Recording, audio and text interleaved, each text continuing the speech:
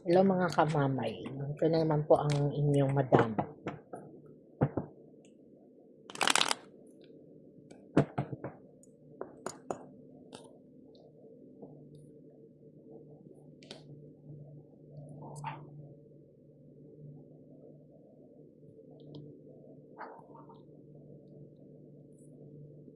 Yung taong nasa isip mo, yung taong nasa isip mo, no, lagi kang naaalala, lagi kang iniisip, no? Pero ang totoo niyan, kahit nasasaktan po siya, no, sa ngayon ay talaga namang biglang dumarating po o bigla siyang nalulungkot, no, kasi bigla kayo nagkaroon ng problema, no?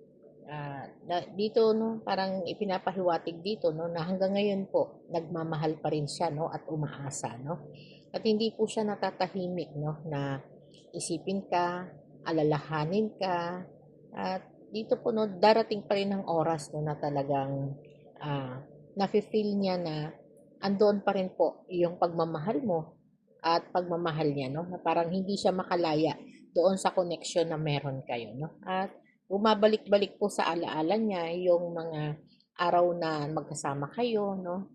At dumadating din po, no, na talagang ah, gusto niyang lumapit sa iyo, no? At hindi niya binibitawan yung connection na yon, no? Na hanggang ngayon po, no, ay gusto ka pa rin niyang makasama, makita, no? At gusto niya talaga na magkaroon kayo ng second chance sa relasyon na to, no? Kasi parang dito po, no, parang ikaw yung umalis o nagkaroon kayo ng biglaang hiwalayan, no?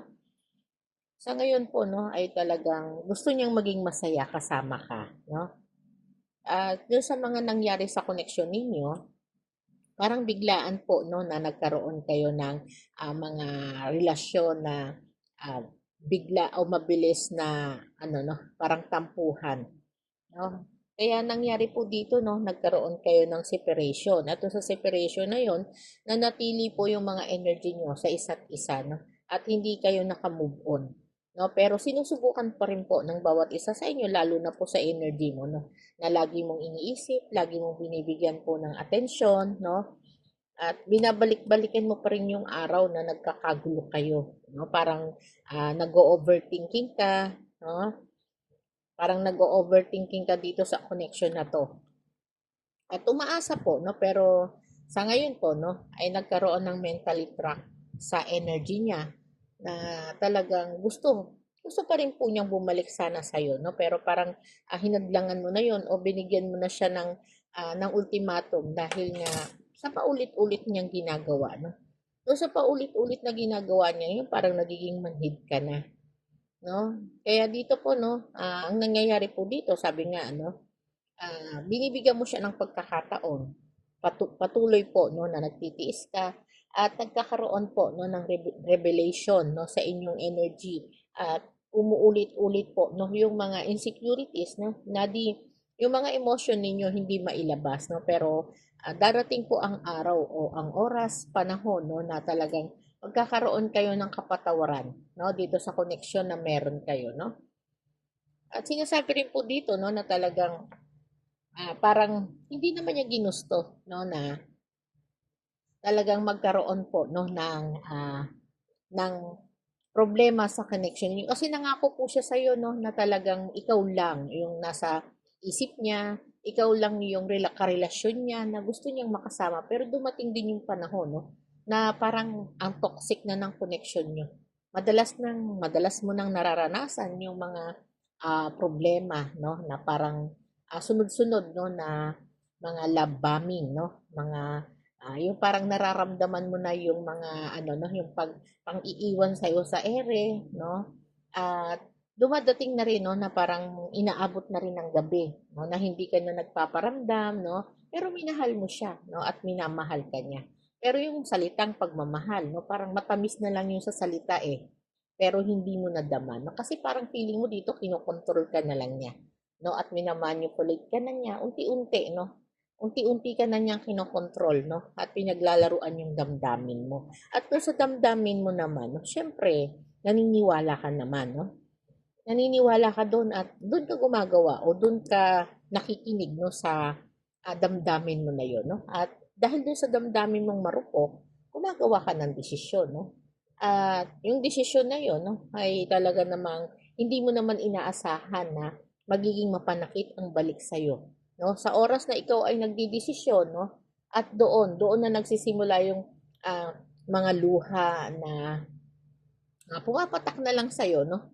Kasi hindi mo naman inaasahan na gano'n ang gagawin niya, kokontrolin ka niya, ima-manipulate ka niya, unti-unti ka niyang kokontrolin sa lahat ng desisyon mo para mapaniwala ka niya 'no, na talagang nagbago siya, mapaniwala ka niya na ikaw talaga yung gusto niya, ikaw talaga yung mahal niya 'no. Pero, sa oras na naramdaman mo 'no, naramdaman mo o nakita mo yung mga pagbabago niya 'no, ay dumadating ka sa panahon 'no, na parang naga-gaslight ka 'no, at yun yung ipinaramdam niya sa'yo 'no, na mali ang iyong mga hinala 'no, pero pakiramdam mo tama ka, eh, 'no. Para bang nagdududa ka na sa sarili mo pero, yun yung pakiramdam o yun yung gusto niyang ipaniwala sa'yo 'no. Pero dumating sa panahon na, nawalan ka na 'no, parang, nawalan ka na rin ng tiwala sa sarili mo, sa kakayahan mo 'no, bilang isang, mabuting tao o mapagmahal na person 'no. Pero hindi hindi ibig sabihin nun na talagang susukuan mo na yung sarili mo 'no. Hindi niya kayang, ah unawain o damayan ka 'no, sa mga nararamdaman mo kasi sinasadya niya po 'yun 'no. Sinasadya niya na, gawin yung mga pananakit na 'yun 'no, para mawalan ka talaga ng tiwala sa sarili mo. Ang kailangan mong gawin ngayon ma'am 'no, magkaroon ma'am or sir 'no, wala tayong specific na ano energy dito ha. Kailangan mo ng silent treatment 'no, na, pakalmahin yung behavior mo 'no, at kapag hindi nasusunod ang gusto niya 'no, bigla ka na lang niyang, iniiwasan o hindi ka na niya pinapansin, hindi ka na niya pinapansin 'no, para bang, bigla na lang 'no, bigla na lang na, magbabago yung ugali niya 'no, pababain niya yung self-esteem mo sa sarili mo o madalas ka na niyang kinokontrol 'no, gamit ang, panghihiya 'no o, panlalait 'no. At yun yung mga panghahambing 'no, sa iba. Inihahambing ka niya sa iba na mas okay pa si ganito, okay pa si gano'n 'no, na hindi niya dapat ginagawa 'no. Kaya talagang, 'pag naramdaman mo 'no, na nagi-guilt ka tuloy sa sarili mo 'no, parang yun yung ginagamit niya, yun din yung ginagamit nila 'no, para ang kabaitan mo ay biglang mawala sa'yo 'no, na para bang ipinaramdam niya na ikaw ang laging may kasalanan 'no. Parang gano'n po 'no, yung sitwasyon ninyo, pero dumating po 'no, na talagang hinanap mo ang sarili mo. Do'n sa paghanap mo sa sarili mo 'no, kailangan mo pong ipahinga 'no, kailangan mo pong ipahinga 'no. Sabi nga, nagbago kasi yung buhay mo dahil sa kanya 'no. Yung pagbabago na yon, ikaw po yung nagdala no'n 'no, at ito yung sitwasyon na talagang hindi mo naman din inaasahan. Hmm. Kasi inasa mo na sa kanya yung sarili mo. Nung una nga, naging masaya ka sa kanya. Oh, sa tuwing matutulog ka, lagi mo siyang iniisip, inaalala bago ka matulog, bago ka naman gumising, no? Parang ang isip mo nandoon pa rin po. Ah, yun yung lagi mong ginagawa, no? At yun yung laging nangyayari.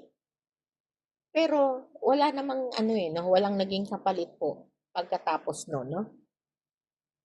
At dumating din po sa panahon na talagang isinuko mo na 'to 'no, at alam mo yung pakiramdam na kahit ilang araw o ilang linggo na kayong hindi nag-uusap, may mga connection pa rin 'no, na parang kahit galit ka kapag nakikita mo siya, may lambing pa, may lambing pa rin po sa loob 'no.